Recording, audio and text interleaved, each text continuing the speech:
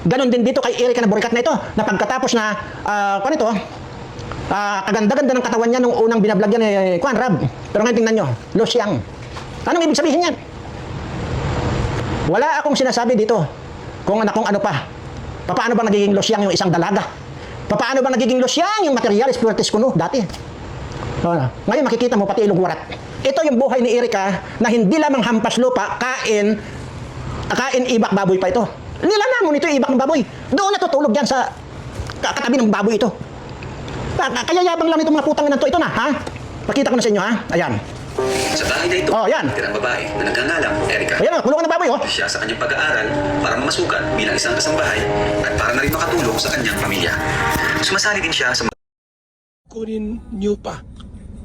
Malaki na sahod nyo sa YouTube. Mga wala kayong puso. Ang alam nyo lang gawin ang kumita at manggamit ng tao.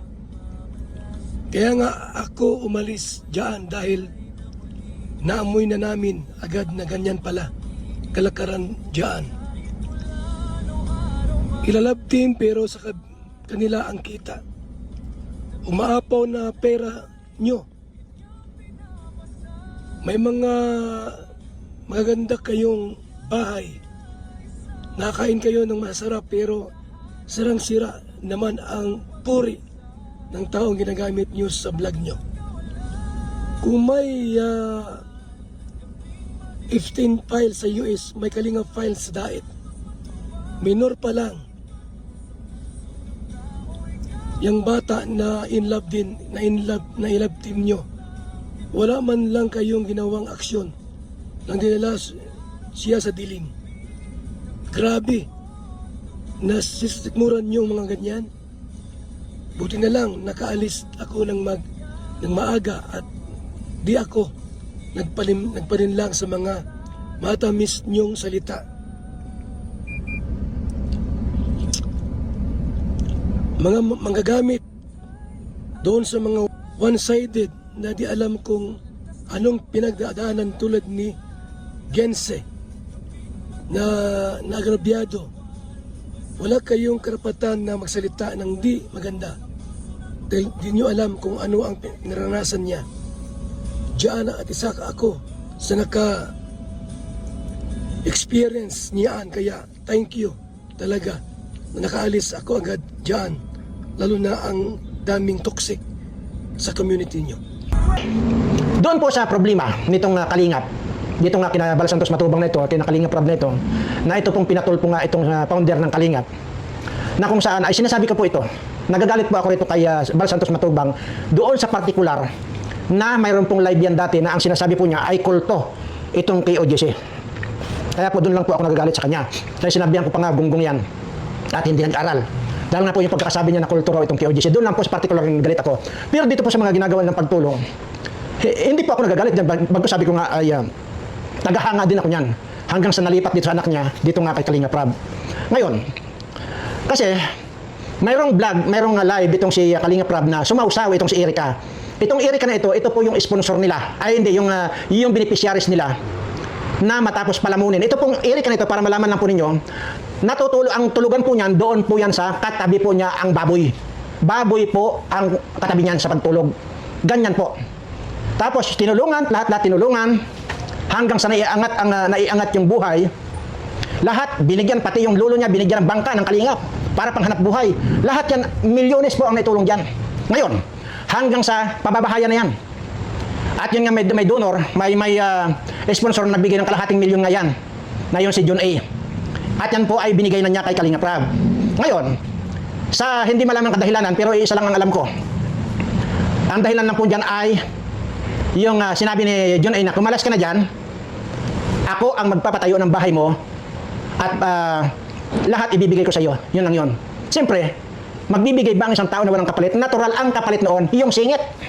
Kaya tingnan nyo ngayon, kung anong itsura nitong Ericang burikat na ito, losyang na. Hindi na yan. Baka makikita nyo, ultimong ilong nito ay, busalsal na. Yan. Okay. Ipinaangat ng Kalingap yan. From day 1 hanggang sa umayaw yan, sinubaybayan ko yan. Maging itong kay Beyonce na ito, pero mamaya na kay Beyonce.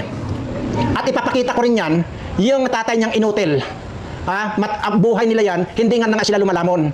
Yan, tapos ngayon, nag-post itong Erica na ito ng kung ano-ano na mga kayo lang ang kumikita, yung mga ganun ba?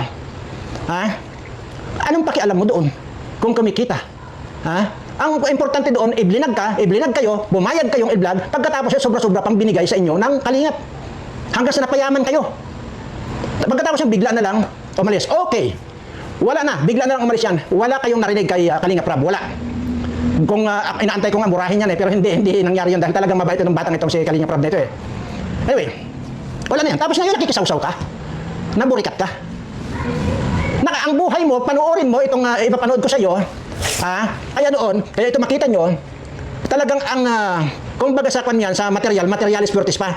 Pero panoorin nyo ngayon, yung mga reels niya, losyang na, ang tawag dito, bagsak na, pati yung ilong niya, makikita mo na talagang binarurot na binarurot. Ito yung buhay ni Erica na hindi lamang hampas lupa, kain ibak baboy pa ito. Nilalamon ito yung ibak ng baboy. Doon natutulog yan sa katabi ng baboy ito.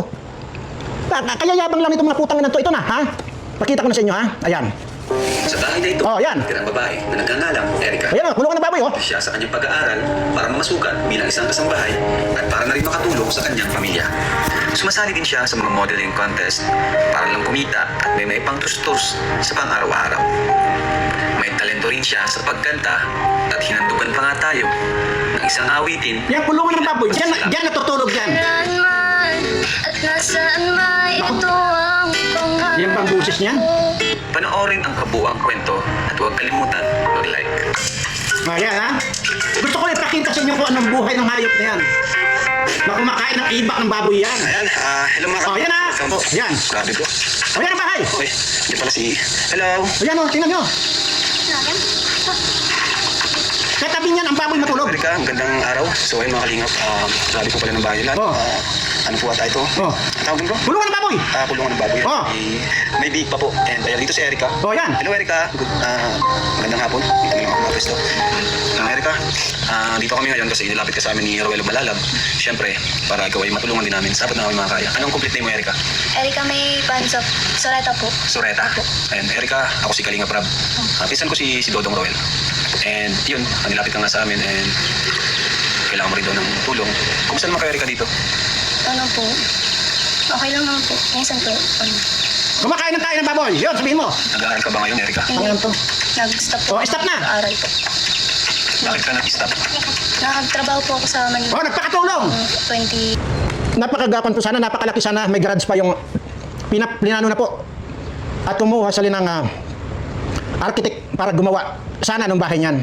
Pero dahil nga inupiran nitong si John A, na siya na lang ang magpagawa ng bahay, ayun, bigla na lang umalis. Pero wala siyang narinig kay Kalingap Rab na kung ano pa. Basta ang sinabi lang, sige, kung yan ang gusto mo, hindi ka na magpa-vlog. Kaya ito makita nyo, talagang kung baga sa kanyan, sa materialis virtus pa. Pero panoorin nyo ngayon, yung mga reels niya, losyang na, ang tawag dito, bagsak na, pati yung ilong niya, makikita mo na talagang binarurot na binarurot.